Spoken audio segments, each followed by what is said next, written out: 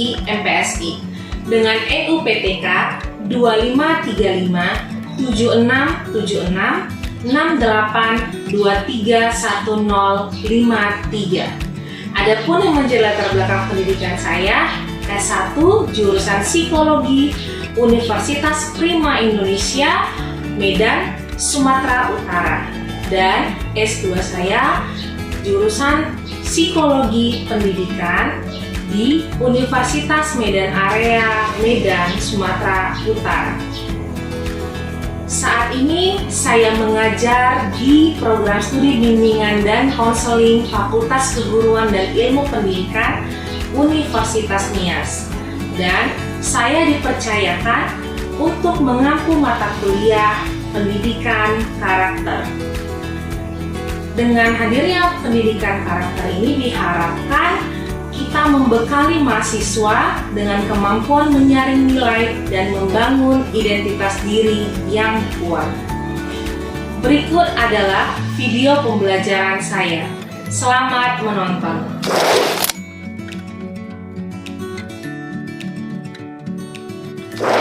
Oke, selamat pagi semuanya. Hai Bu. Akhirnya kita bertemu kembali. Mungkin sebelum kita mulai pertemuan hari ini, seperti biasa, kita awali pertemuan dengan doa. Silakan salah satu mahasiswa menuju kita dalam doa.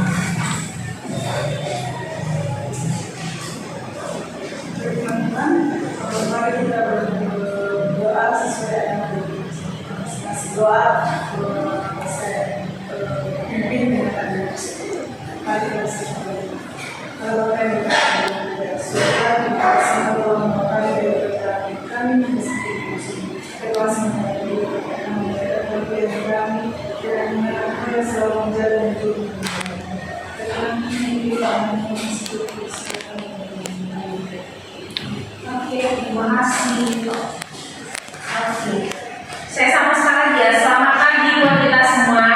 Akhirnya kita bertemu kembali pada pertemuan mata kuliah pendidikan karakter, dan kita akan membahas tentang dosa besar dalam pendidikan. Jadi kalau pada umumnya kita bertemu bahwasannya pendidikan itu selalu membahas hal yang positif, selalu kalau saya pendidikan penting dan namun kita temui juga bahwasannya ada dosa besar dalam pendidikan yang sebenarnya ini sangat familiar terjadi di dalam pendidikan dan penting untuk dibahas karena ini juga penting juga untuk jadi materi penelitian kalian bisa menjadikan ini salah satu referensi untuk menjadi bahan penelitian. Terus kalau mungkin masih semester 2, tapi ini bisa kalian lancang, gitu ya. Nah, untuk kita membahas dosa besar pendidikan ini, jadi itu tertuang dalam Permendikbud Nomor 82 Tahun 2015 tentang pencegahan dan penanggulangan tindak kekerasan di satuan pendidikan, Permendikbud Ristek Nomor 46 Tahun 2023 tentang pencegahan dan penanganan kekerasan di lingkungan satuan pendidikan, dan Undang-Undang Nomor 35 Tahun 2014 tentang perlindungan anak. Jadi semuanya tertuang ya dalam undang-undang. Nah, 3 dosa besar ini menjadi fokus utama dalam menciptakan lingkungan belajar yang aman, adil, dan bermartabat. Kenapa 3 dosa besar ini harus diatasi? Supaya kebutuhan seorang siswa atau seorang pelajar dalam dunia pendidikan dalam memenuhi rasa aman, rasa adil, dan bermartabat itu terpenuhi. Ya, jadi kita perlu membahas lebih dalam. Nah, yang pertama itu perlindungan, atau kita biasa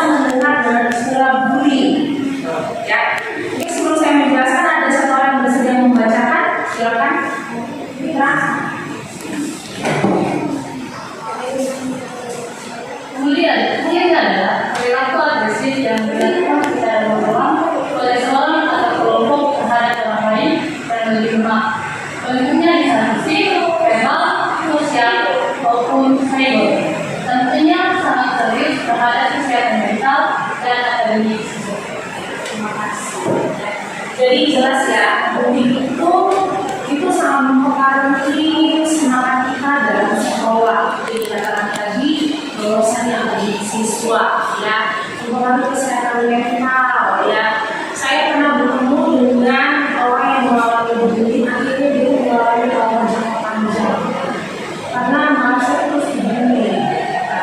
Tapi bullying ini ada macam-macam jenis ya. Ada bullying fisik, ada bullying verbal, ada bullying sosial, ada bullying cyber ya.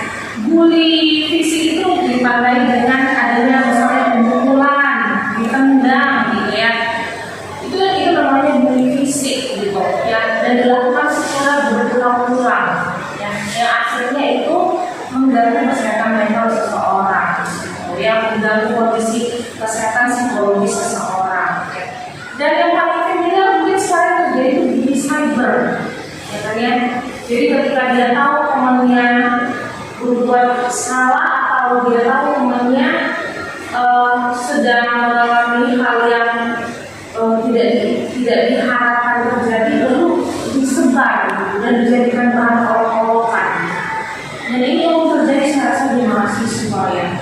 Dan kita sebagai mahasiswa, sebagai orang yang terdidik, kita harus tahu apa yang bisa atau dalam arti bicara dari media sosial. Karena ketika kita mempertontonkan kesalahan orang lain, itu sama dengan kita sedang ya.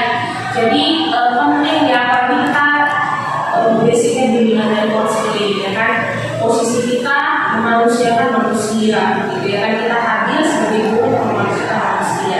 Jadi nobody is perfect ya kan, tidak ada manusia yang sempurna. Oleh sebab itu kita mulai dari diri kita berhenti untuk melakukan bullying. Jadi suatu saat kalau kita ketemu sama teman yang lebih atas daripada kita, ya kita ambil bagian untuk kita melindungi, untuk kita mengayomi dia, ya, menunjukkan bahwasanya kita teman yang punya hati tulus, gitu, ya. Oke. Nah, karena korban-korban bullying ini banyak sekali saya temui yang akhirnya itu memiliki trauma yang dia itu akhirnya berpengaruh kepada kehidupan sosialnya. Ini dia merasa aku terus akan kalau dia kan jangan diperlakukan seperti ini karena sudah pernah terjadi, ya kan? Tapi saya ingin kasih membebas. Yang kedua, kekerasan seksual, ya. Ternyata kekerasan seksual ini terjadi dalam dunia pendidikan. Mungkin sebelum saya menjelaskan, ada yang bisa bantu membaca satu orang? Silakan, Chris. Kekerasan seksual di lingkungan pendidikan seringkali tidak terlaporkan karena korban merasa takut atau malu. Lingkungan pendidikan harus menjadi tempat yang aman, bebas dari segala bentuk pelecehan atau eksploitasi seksual. Ya, jadi diharapkan lingkungan pendidikan itu bebas dari kasus kekerasan seksual, meski pada kenyataannya itu masih saja terjadi. Saya rasa ini hal yang sangat familiar sama kita saat ini ya, karena kita juga punya media sosial ya, dan kita juga bisa mengakses berita-berita banyak sekali berita tentang kasus kekerasan seksual ini. Nah, kasus kekerasan seksual ini itu dilakukan dengan dipaksa atau dimanipulasi korban ya. Dan apa sih yang bisa kita lakukan kepada diri kita supaya kita jangan sampai menjadi korban kekerasan seksual? Yang pertama itu adalah kita mempelajari atau kita memahami tentang sex education atau ilmu tentang pengetahuan tentang seks gitu, ya. Dan itu pun sebenarnya disarankan sejak usia 2 tahun gitu, ya. Sejak kecil kita itu sudah harus mengenal tubuh kita itu apa, fungsinya apa gitu. Nah, kita remaja juga ya, kita harus tahu bagian mana sih yang boleh disentuh oleh orang lain, bagian mana yang tidak boleh disentuh oleh orang lain gitu ya. Supaya apa? Supaya kita bisa melindungi diri kita, supaya kita jangan sampai menjadi korban kekerasan seksual. seksual itu. Nah, ternyata kasus kekerasan seksual ini tidak hanya terjadi dalam bentuk sentuhan fisik saja, bisa juga terjadi dalam verbal, dalam kata-kata, ya. Misalnya contohnya, biasa kita menyebutnya itu catcalling, gitu kan, gitu ya. Cewek cantik sekali hari ini, gitu ya kan. Kita berharap cewek itu akan melihat kita ini cowok yang senyum-senyum ya. Sepertinya korban cowok-cowoknya ya, enggak ya. Saya rasa baik-baik di sini ya. Dan ternyata ketika kita melakukan itu cowok-cowok itu tadi, ternyata kita sedang melakukan pelecehan dan itu tidak boleh ya. Karena itu akan membuat orang jadi kurang percaya diri. Jika di dalam lingkungan sekolah juga orang jadi kurang percaya diri. Saya baru mengalami ini ada mahasiswa yang mengikuti asistensi mengajar, lalu dia 2 minggu dia nggak pergi ke sekolah gitu. Lalu DPR melaporkan pada saya panggil mahasiswa, kenapa kamu nggak pergi ke sekolah sekolah? Iya, karena teman-teman cowok suka bikin saya. Dan kamu seperti apa? Iya, setiap kali itu mereka tersenyum-senyum, tapi mereka sambil bisik-bisik, terus mereka kalau saya mereka jadi saya nggak nyaman ya. Dan cowok-cowok harus menyadari itu ya, bahwasanya ada panggilan, semua orang ada namanya gitu ya kan. Kalau memang tertarik ya deketin gitu, jangan gitu ya kan. Oke, nah jadi apalagi yang bisa kita lakukan ya, kita harapkan juga sekolah ya atau untuk punya aturan yang menegakkan supaya kasus kekerasan ini tidak terjadi di lingkungan sekolah atau di instansi pendidikan ya.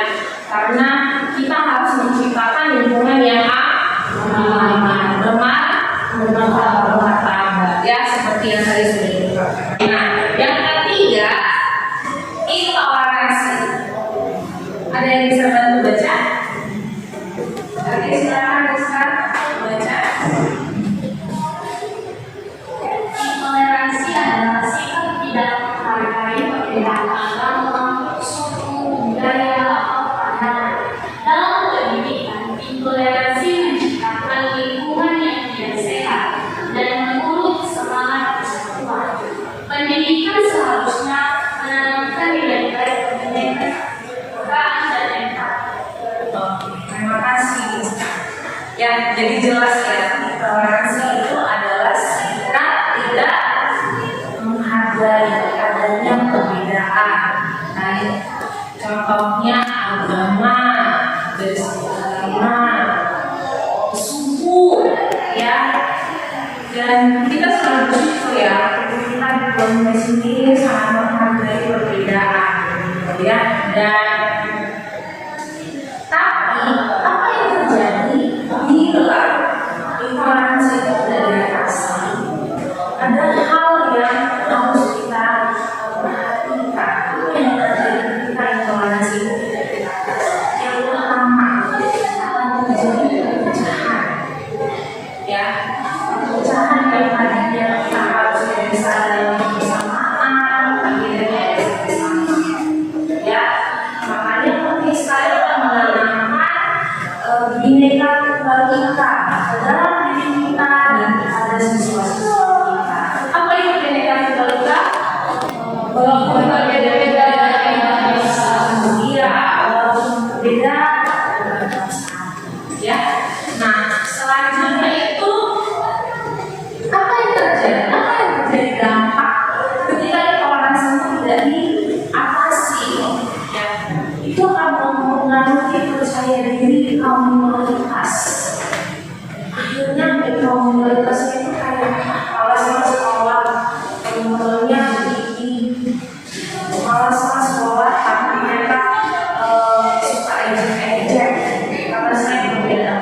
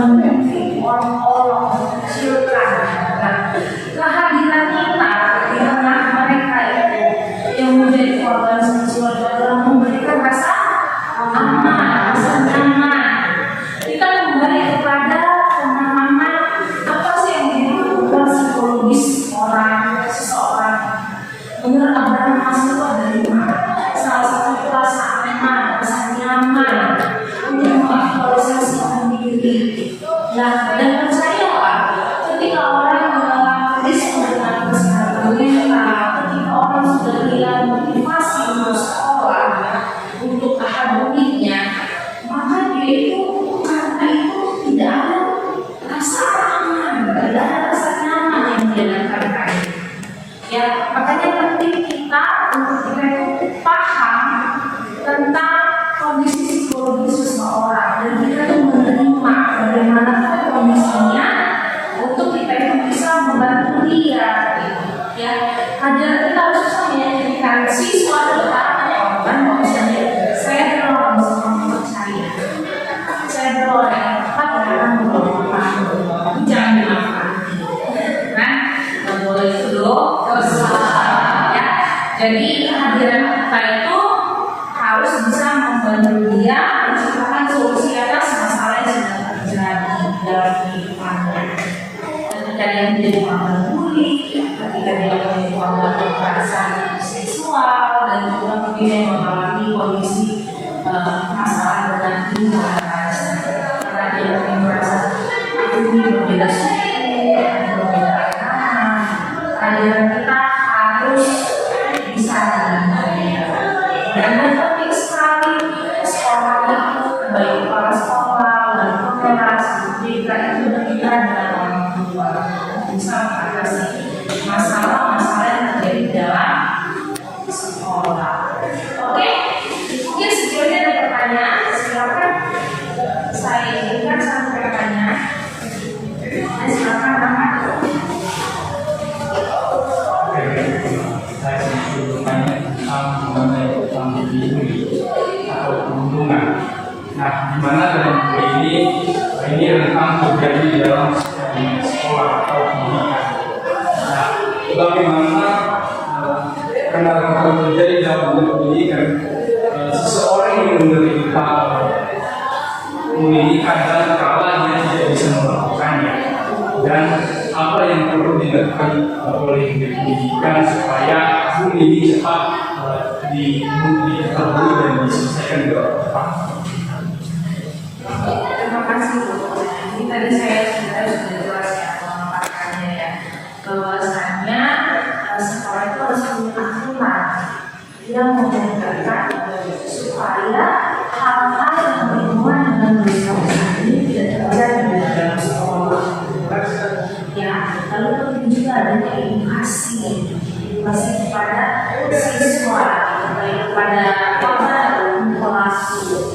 Nah, apalagi kadang kita sebagai guru BK, kita itu nggak hanya mengatasi korban saja, tapi pelaku juga harus kita atasi, ya, supaya mereka itu mampu menjalankan kehidupan sosialnya menjadi orang yang percaya diri, menjadi orang yang mandiri.